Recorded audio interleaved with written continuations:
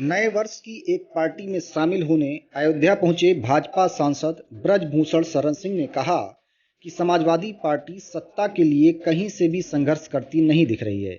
सपा के राष्ट्रीय अध्यक्ष अखिलेश यादव केवल घर बैठकर ही राजनीति कर रहे हैं और सोच रहे हैं कि आम मिलेगा तो हम खाएंगे। ये होने वाला नहीं है और भाजपा आने वाले चुनाव में भी बहुमत के साथ सत्ता में आएगी।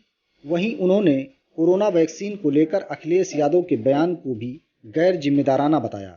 उन्होंने संघर्ष की परिभाषा को लेकर भी अखिलेश यादव की चुटकी ली है। उनका कहना है कि समाजवादी पार्टी के नेता आजम खान जेल में बंद हैं, पर अखिलेश यादव उनसे मिलने तक नहीं जा पाए। यदि उनकी जगह मुलायम सिंह होते तो लाठी खाते, पर जेल की गेट तक जरूर जाते। यही अंतर है संघर्ष का। वहीं दूसरी ओर गाजियाबाद के मुरादनगर में हुई हादसे पर उन्होंने कहा कि यह मामूली घटना नहीं है, इसकी जितनी भी निंदा की जाए कम है। उन्होंने सरकार की ओर से की गई कार्यवाही का भी स्वागत किया है। उन्होंने कहा कि जिन लोगों के कारण यह घटना घटी है, उन लोगों के खिलाफ कठोर से कठोर कार्यवाही होनी चाहिए। इसकी तो जितनी निंदा की जाए वो कम है और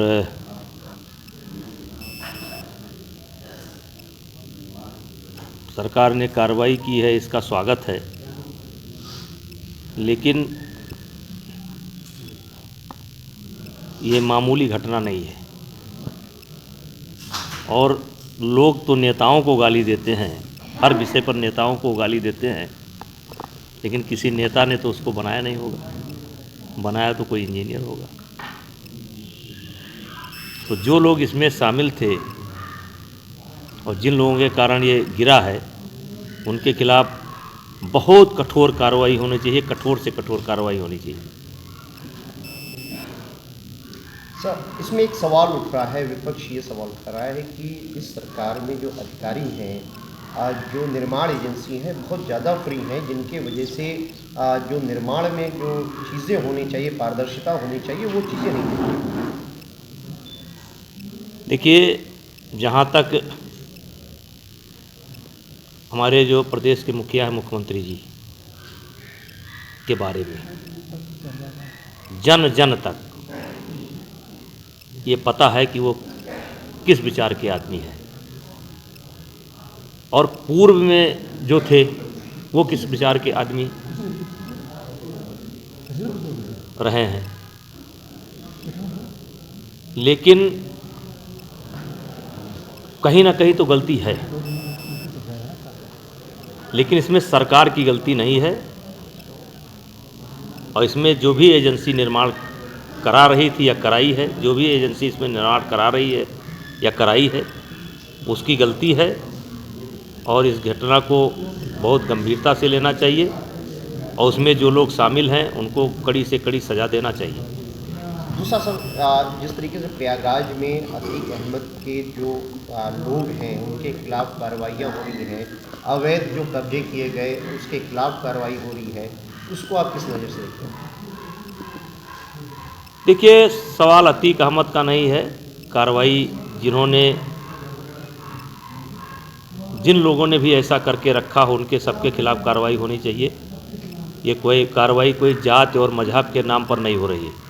लेकिन दुर्भाग्य यही है कि कुछ लोग ऐसे हैं जो कानून को मानते नहीं थे और वो समझते थे कि हम कानून से बड़े हैं और शायद इसी में अतीक का भी नाम आ गया, आजम साहब का भी नाम आ गया, मुख्तार का भी नाम आ गया, क्योंकि बहुत दिनों तक चाहे सपा की सरकार रही हो चाहे बसपा की सरकार रही हो, इनका नाम आते ही कानून ठंडा पड़ जाता था, कानून से जुड़े हुए अधिकारी ठंडे पड़ जाते थे और इसीलिए इतना ज़्यादा निर्माण हुआ। ये सारी जो कार्रवाइयाँ हो रही हैं और सरकार का जो रुख है, जो कार्य है, उसको देखते हुए क्या 2022 कैसा रहेगा? देखिए, इस कार्रवाई से इलेक्शन को नहीं जोड़ना चाहिए, इस कार्रवाई से इलेक्शन को नहीं जोड़ना चाहिए।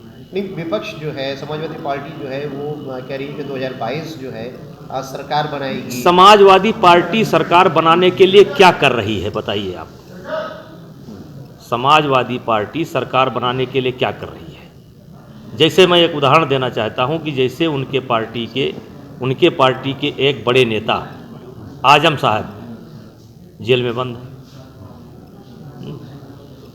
और उनके पार्टी के जो वर्तमान में नेता हैं, पूर्व मुख्यमंत्री जी हैं, ये आज तक मुलाकात नहीं कर पाए। मेरा मानना है कि अखिलेश यादव की जगह पर अगर मुलायम सिंह होते तो चाहे 10-20 लाठी खाना पड़ता, लेकिन जेल के फाटक तक जरूर जाते। तो यही अंतर है संघर्ष में। और मुझे कहीं नहीं दिखाई पड़ता है कि समाजवादी पार्टी कहीं भी ऐसे किसी कोई काम कर रही है जिससे लगे कि वो संघर्ष कर रही है। अब कोरोना पर बोल देना, इतना गैर जिम्मेदाराना बयान, तो मुझे नहीं लगता कि समाजवादी पार्टी कहीं संघर्ष में है। और लगता नहीं, आने वाला समय बताएगा। ये घर बैठ करके राजनीति नहीं होती है। ये घर में बैठ करके आप जो है ख्वाब देख रहे हैं कि आम गिरेगा हम खाएंगे, ये होने वाला नहीं है। 22 में फिर आप बहुत ज़्यादा पूर्ण बहुमत के साथ आएंगे, उसमें कोई दो राय नहीं है। Thank you sir.